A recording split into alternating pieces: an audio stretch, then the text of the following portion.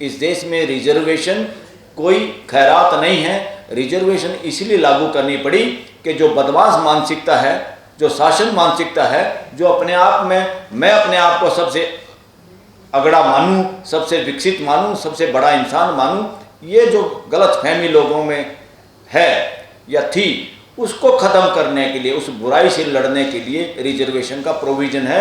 ये रिजर्वेशन खैरात नहीं है, ये हिस्सेदारी है, ये भागीदारी है। ब्राह्मण की जाति नहीं लिखी जाती, वर्ण लिखा जाता है। अरे वर्ण का तो प्रोविज़न नहीं भाई, जाति लिखो। कौन सी जाति के हो, कौन सी जाति का ब्राह्मण है?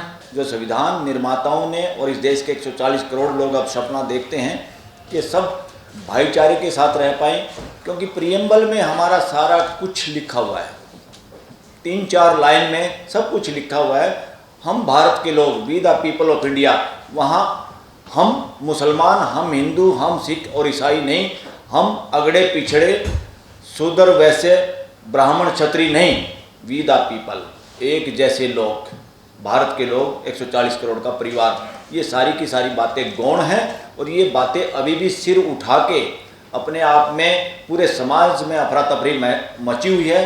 कब्जे की मानसिकता अभी भी है, शासन की मानसिकता अभी भी है। इसी वजह से जो सामाजिक न्याय, आर्थिक न्याय और राजनीतिक न्याय की जो गारंटी संविधान देता है, उसको इन लोगों ने लागू नहीं होने दिया। उसमें सबसे ज़्यादा दोषी, क्योंकि मैं लॉ का स्टूडेंट हूँ, मैं इसमें सबसे ज़्यादा दोषी मानता हूँ इस देश की कॉन्स्टिट्यूशनल कोर्ट्स को, क्योंकि संविधान की रक्षा करना, संविधान के अनुसार सारे काम हो, ये सुनिश्चित करना हाई कोर्ट और सुप्रीम कोर्ट्स का काम था।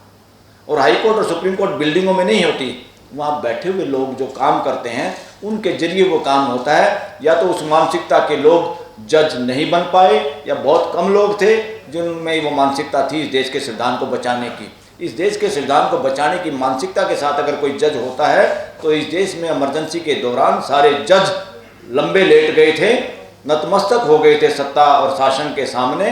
तब हमने वो कहानी देखी है। उससे भी ज़्यादा खतरनाक स्थिति आज की है, बिना इमरजेंसी घोषित हुए।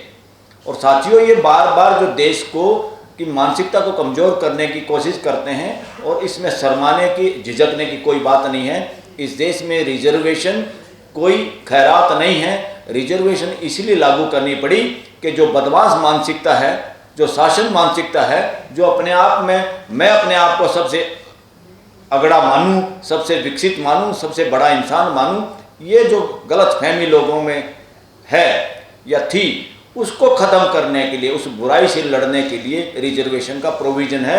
ये रिजर्वेशन खैरात नहीं है, ये हिस्सेदारी है, ये भागीदारी है। क्योंकि देश का 140 करोड़ का जो परिवार है, पूरे परिवार की भागीदारी व्यवस्था में ज़रूरी है। जिस घर में सभी लोगों की भागीदारी अपने घर की व्यवस्था में नहीं होती, वो घर भी अच्छी तरह नहीं चलते, टूट जाते हैं, झगड़े होते हैं, फसाद होते हैं।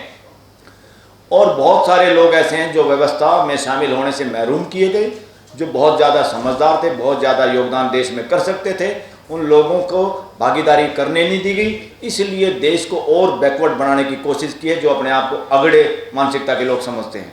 इसलिए दूसरा, कितनी बड़ी बदमाशी है इस देश में। यूनिवर्सिटीज़ जो सेंट्रल गवर्नमेंट की हैं और उसमें कोर्टें शामिल हैं।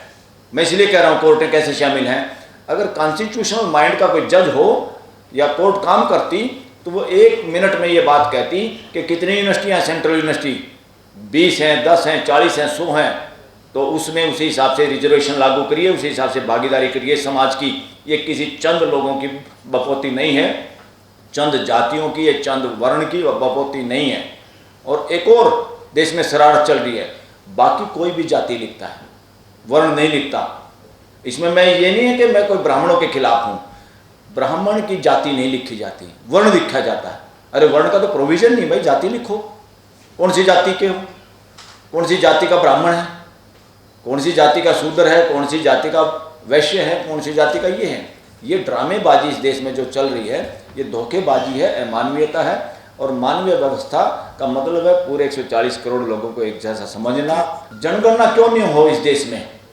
और जनगणना करने वाला आदमी, इतना अच्छा काम उन लोगों ने किया था, वो जाके गोद में उन लोगों की बैठ गया जो जनगणना के विरोधी हैं, जो बात दिखाना चाहते हैं इस देश में अपने आप को बैकवर्ड या उस तरह का चेहरा, और वो बदमाशी कर रहे हैं। इससे साबित हो जाता है कि जो चेहरे से या बातों से अपने आप को बैकवर्ड बताते हैं, वो बैकवर्ड है ही नहीं, वो जालसाजी है इस देश के साथ। अदरवाइज तो कोई अपने लोगों के साथ इस तरह का अन्याय करेगा। सेंट्रल गवर्नमेंट क्यों नहीं लोगों को गिन रही? हिस्सेदारी का मामला है ये, खैरात नहीं है। ये करना होगा, किसी में वो ताकत अब नहीं है। सबको सामूहिक रूप से ये करेंगे तो किसी पार्लियामेंट की भी हिम्मत नहीं कानून पास ना करे। ये पार्लियामेंट देश के असली लोग, असली मालिकों की फोटोकॉपी है, इससे ज़्यादा कोई औकात नहीं इनकी। जब ओरिजिनल लोग मजबूती से अपनी ड्यूटी समझेंगे, राज्य के 3 अंग हैं, हम ही राज्य को बनाने वाले हैं, 3 अंग खराब हो जाएं, 2 अंग खराब हो जाए, तीसरा अंग है जुडिशरी, वो कंट्रोल करे उनको। पार्लियामेंट में बदमाशी तो नहीं चल रही, पार्लियामेंट का रामलीला मैदान तो नहीं बनाया किसी ने, और पार्लियामेंट को रण क्षेत्र बना दिया इन लोगों ने। बहुत देशों में खत्म हो गया रिवाज, एक तरफ अपोजिशन, एक तरफ ट्रेजरी बेंच। ये बदमाशी है।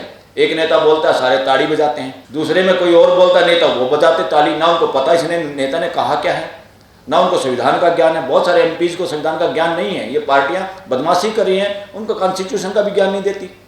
अरे कम से कम एमपीओं को 1/3 जो उनका समय है, टेन्योर है, उसमें कॉन्स्टिट्यूशन की नॉलेज लेनी चाहिए।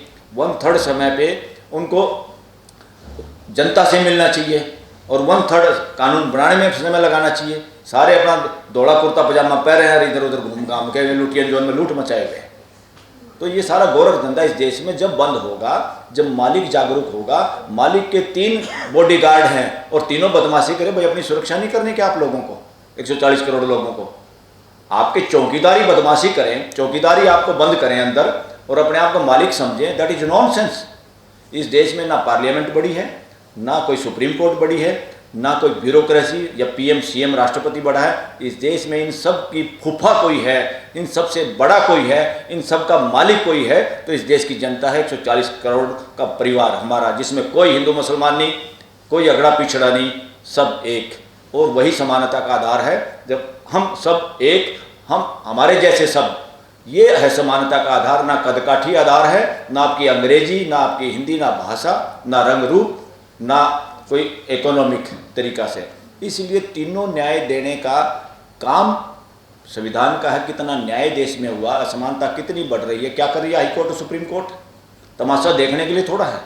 तो इसलिए मैं बार बार कहता हूँ, जो लोग संविधान को नहीं समझते, संविधान के हिसाब से काम नहीं कर सकते, डरते हैं, भय है, लालच है, अपने घर जाओ, पीछा छोड़ो हमारा इस देश का, जाओ पेंशन लो, रोटी खाओ और घर वालों को भी बताओ कि हम काम करने में नाकामयाब हैं, हम इस देश को में संविधान लागू करने में विफल लोग हैं, फिर भी हम फोकट की तनख्वाह खा के तुम्हारा गुजारा कर रहे हैं। इसमें कोई हेजिटेशन की बात नहीं है।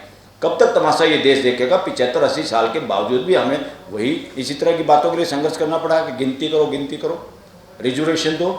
ये बहुत अमानवीय काम है कि उनको भीख के सहारे रहना पड़ रहा है। वो बहुत प्रोडक्टिव आदमी हैं, बहुत नया सोचते हैं, बहुत योगदान दे सकते हैं। व्यवस्था नहीं है तो देश में सरकार नहीं, संविधान व्यवस्था चाहता है। व्यवस्था में भागीदारी के लिए सारे पद हैं। कोई एक पद है तो इसका मतलब वो बड़ा नहीं है। इस देश में प्राइम मिनिस्टर सीएम की चलने की कोई बात नहीं है, कैबिनेट की चलने की बात है। सबको मिलके सामूहिक फैसले लेने का हमारे यहाँ सिस्टम है डेमोक्रेसी में। कोई एक आदमी ये सोचे और वो बार बार हमें ही रहना है, दूसरे को रहने नहीं देना, चाहे आलोचना करो, क्या किसी को जेल में डालो, किसी को बदनाम करो, ये डेमोक्रेसी नहीं कहती। डेमोक्रेसी लोग बार बार सबकी भागीदारी, सबको मौका मिलता रहे। और खाली एमएलए एमपी जो बने वही भागीदारी नहीं करें, हर जगह भागीदारी सुनिश्चित हो। छोटे से छोटे थाने में भी क्या थाने वाले कभी उस एरिया के लोगों को बुलाते हैं क्या कि इस हल्के में चोरी हो रही है, कुछ और हो रहा है? क्या कभी एसडीएम लोगों को बुलाता है? क्या डीसी बुलाता है? इन लोगों ने दरवाजे बंद कर रखे हैं सिस्टम ने। और ये इसी वजह से होता है, ऊपर जो बैठे हैं लोग, उनकी मानसिकता में शासन है तो वो नीचे तक आता है। भ्रष्टाचार ऊपर है तो नीचे तक आता है। इसलिए देश में नंगा नाच भ्रष्टाचार का भी और शासन मानसिकता तभी तक रहेगी जब तक देश के लोग 140 करोड़ इस बात को भली बात नहीं समझेंगे कि हम हैं इस देश के मालिक और हमें सबकी भागीदारी सुनिश्चित करनी होगी।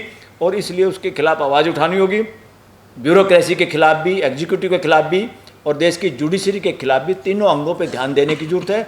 जहाँ जहाँ गड़बड़ हो दिन रात देखना चाहिए। कोई खुदा नहीं है जो कोर्टों में बैठे हैं, ये तो सुप्रीम कोर्ट के चीफ जस्टिस ने भी कहा है। इसलिए नज़र रखिए सुप्रीम कोर्ट क्या फैसले दे रही है, क्यों दे रही है, हाई कोर्ट में क्या हो रहा है, लोगों को जमानत कैसे मिल रही है, किन को मिल रही है, किन लोगों के साथ, किसको जल्दी मिल रही है जमानत, किसको नहीं मिल रही है।